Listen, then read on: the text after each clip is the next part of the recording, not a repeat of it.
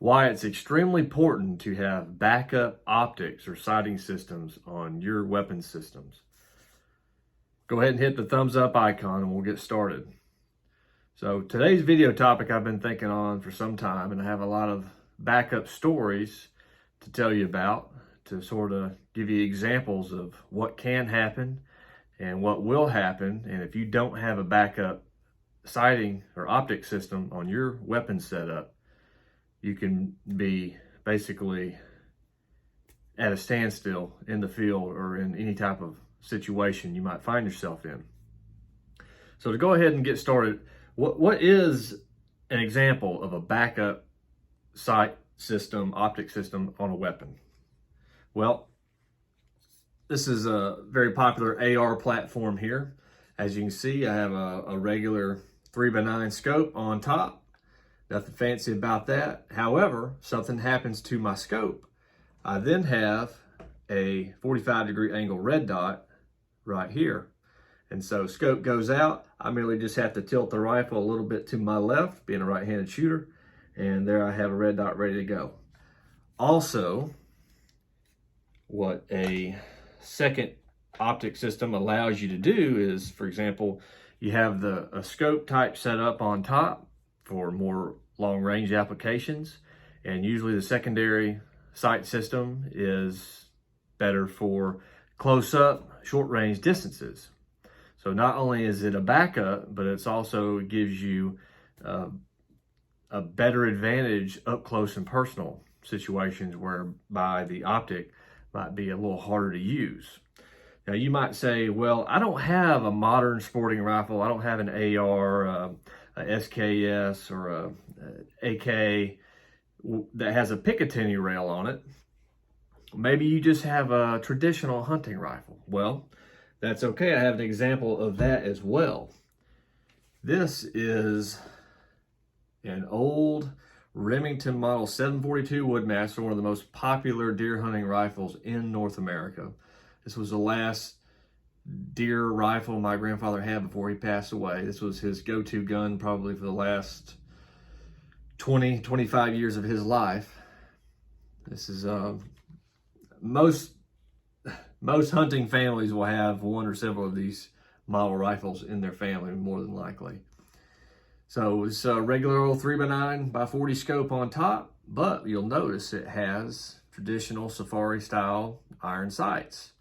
Well, if you look here at the scope mounts, these are the high see-through scope mounts. So scope goes out, you just drop down, look through the hole that's beneath the scope, and then you have full access to your iron sights. It's a great setup, and for most hunting situations, this is absolutely perfect. Now, I will say that if you're getting into really long range shots, I don't really like the high mounts because you don't have a proper cheek weld where you're really down on the barrel. You're having to hold your head up off of the stock, so you don't get a very good cheek weld. So you're definitely going to see your accuracy affected with the long shots. However, most people in most hunting situations are shooting within 100 yards, and this gets the job done in most situations.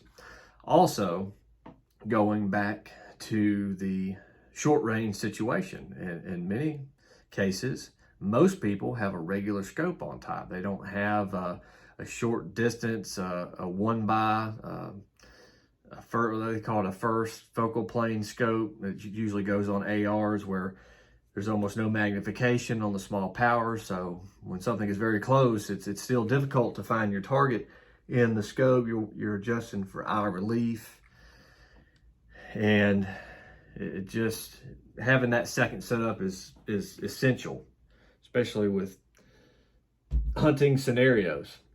Now I'm going to tell you a couple of stories in regards to what has happened to me in my lifetime and some examples of what has happened to other people. Now, you might say, well, what about a pistol? Well, the good news is on new modern pistols, they are coming from the factory now with red dots built right into the top of the receiver. Usually they put it in where the rear portion of the iron sight goes. Or what I really like is some of the new semi-auto handguns, and I think this is the future. They have the red dot built in, but then it also has the standard iron sights. So if the battery goes out on the red dot, you still can look through the lens of the red dot and you still have full access to your old school iron sights. So you have a double system ready to go. Battery dies on a red dot, you still got iron sights ready to rock. So that is the solution for pistols. Now, I'm going to put links down for my red dot of choice, which is the Vortex Venom. I like the 3 MOA, which is a smaller dot than I think than the 6 MOA. So you get a little more precise of a shot. And let me tell you, even though there's no magnification on a red dot, it will shock you at how accurate and precise they have come with the technology. It's amazing. So when I was sighting that particular red dot in on that AR, I was at 44 yards, and I made one adjustment after I'd already bore sighted it with a laser, and one adjustment at 44 yards. 3 out of 4 shots went in a quarter size bullseye. The 4th shot was off about 1 inch. It was a flyer, but the first 3 shots were within that quarter size bullseye at 44 yards. No magnification. So they are incredible today. They have come a long ways. The battery lasts a long time, usually easy to change, super tough. So don't think it's just some futuristic gimmicky thing that's not going to hold up under pressure, because they certainly will. Many companies today, such as Vortex, which is what I have on this AR for the red dot, they have a lifetime warranty. Anything ever happens to it, send it back, even if you didn't originally buy it. I think their only exceptions with their lifetime warranty is if it was stolen or if you lost it. You can't, those are the only 2 exceptions to getting them to send you pretty much a brand new product. So, I mean, they're just taking the industry by storm with that warranty. It's incredible. Nobody's competed with that. So what are a couple of stories that I can give you that I was in a situation where I didn't have a backup sight, and it really screwed me over.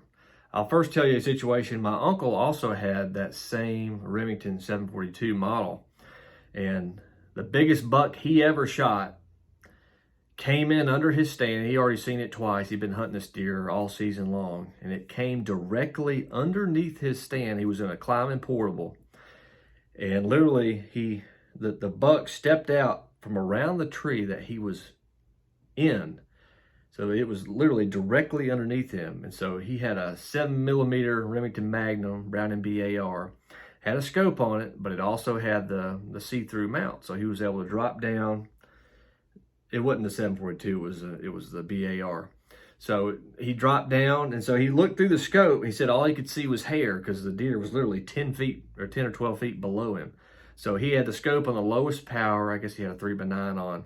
And so when he looked through the scope, all he saw was hair. So he wasn't able to put the shot in a good spot on the deer with confidence, because he didn't know where on the deer he was aiming. So he dropped down to the iron sights and made a perfect shot, dropped the deer, biggest buck he ever got. Had he not had that second system of optics on that weapon, he could have made a bad shot on that deer, lost the deer of his lifetime. It's the biggest deer he has ever taken. So that's an example of how it can save you. And what is some situations that has happened to me? Well, one time I used to hunt with a Weatherby Vanguard 30-06 bold action, just had a regular old 3x9x40 scope on it. And it was an old Tasco scope. And one time I had the rifle. I was only about 12, I guess. I had the rifle sitting in the seat of my ladder stand, had the barrel leaning against the tree. I was going to take a leak off the stand. And I'm going about my business there, and the barrel starts to slide off the tree. And before I could grab that rifle fell out of the stand and landed on its side on the scope, and of course knocked the scope off. And so after that happened, I never was able to get that scope sighted in. And there were times where I missed deer with that rifle before I was able to get a new scope on it. And I knew it was off as soon as it hit. I mean, that type of fall and impacts. It's tough on a scope. But that's an example. Another example would be one time I was going through the woods, had my rifle on my back, had a decent scope on this rifle at the time, and I had a bottle of water in one hand, protein bar in the other, and was going into the woods early. I think it was 2 o'clock in the afternoon. So I'm trying to get a good place well before dark. And I walked in after I parked my wheeler about 50 yards and looked up, and the biggest buck I've ever seen on this one particular property was standing there 50 yards from me, broadside, looking right at me. Probably a 5.5-year-old deer. Biggest deer I've ever seen on this property. Been hunting this property for 20 years. And I just froze. The bucks froze looking at me. So I dropped the water, dropped the protein bar, grabbed my rifle, and when I flipped my scope covers up on my scope, the deer had turned and was running away from me, but he was running directly away from me in a straight line. So in other words, I still had a shot. And when I flipped the scope covers up on the scope and I brought my thumb across the back of the scope, I had melted chocolate on my thumb. Smeared the chocolate on the back of the scope lens, going for the safety, which was on the right side of the scope. And I went to look through the scope. The deer is running directly away from me. He was in my view, but there's so much melted chocolate on the lens of the scope that I wasn't comfortable making a good shot on that deer. Had I not did that, had I maybe had a second optic to maybe rotate or look through iron sights, I could have made a shot on that deer. I never saw that deer again. It was the biggest deer I've ever seen on that property in, I'd say, 32 years. So there's an example where had I had it, I could have taken that big buck. Didn't have it, didn't work out. Another situation, I was hunting one cold, crisp morning, and I had a doe and a little one come in. Well, what I usually like to do when that happens, when you got a doe and a smaller deer, typically if you take the largest doe first, some of the deer in that group will freeze and will stay where they're at. And so you get the opportunity to double up, triple up. And so if you're going to take some deer, I might as well have a couple extra more meat in the freezer. So that's usually what I do, and usually works out. Well, in this situation, as soon as I pulled the trigger on the big doe, I got her. So I saw her instantly fall. But as soon as I pulled that trigger, that scope, the glass in that scope just shattered. It was so cold and so crisp, but the scope just, it was like a prism. It just shattered. You look through it, it looked like one of those children toy scopes you look through, and it changes all those different shapes. That's what it looked like. So I couldn't see anything. Had no backup sights. So there's another deer standing there ready to be harvested, and here I am with nothing but a sidearm. So I tried to make a couple of shots when the deer was in range with a pistol, and the deer quickly runs off out of range. I miss, and the deer's out there 50 yards, and all I got is a pistol out of range. And had I had a backup sight, could have taken that deer as well. There I am with a busted scope. And these situations absolutely happen. And if you have a second optic system, you can be ready. And oftentimes these things happen in a situation where you don't want them to happen. They never happen conveniently when nothing is going on. You're either fixing to shoot a buck of a lifetime, you're in a hot combat situation where you cannot have a sight system fail, and you just can't afford. You have to have that at least second insurance. Now, in regards to the AR, when you have a Picatinny rail on modern weapons, it makes things a lot easier. You can get 45-degree mounts, and you can add 3 or 4 sights on it, extra red dots if you want. You can have a third or fourth layer of insurance as far as an optic system. Some people also have the flip-up iron sights on the AR. It's completely not electronic, it's all mechanical.